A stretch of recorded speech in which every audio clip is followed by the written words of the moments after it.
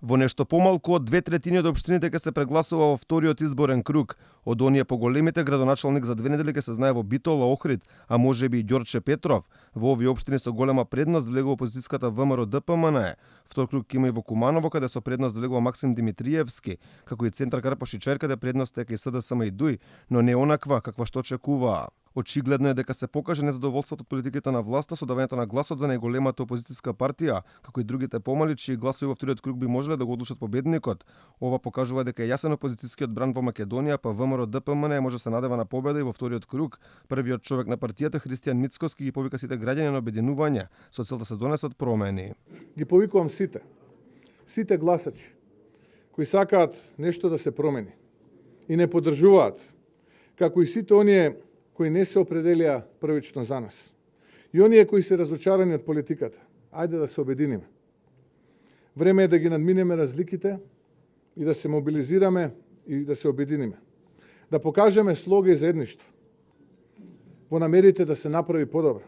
Едно од најинтересните места во вториот изборен круг ќе биде и Куманово, каде СДСМ иако со минимална првпат влегува со негатива во вториот круг, предност е кај независниот кандидат и досегашен градоначалник Максим Димитриевски.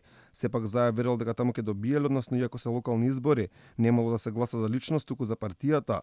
Сепак ситуацијата барем не лечи така, ако се земат гласовите на ВМРО ДПМН и другите кандидати, како и рейтингот на Максим Димитриевски, тешко да се очекува дека водачката партија ќе го добие Куманово. Но јас сум убеден дека на крајот во Куманово ќе победи тој што секогаш победува. 30 години. Тоа е Социјалдемократскиот сојуз. Не Заев, не Црвенковски, не Спасовски, не Димитриевски, не Оливер Илиевски.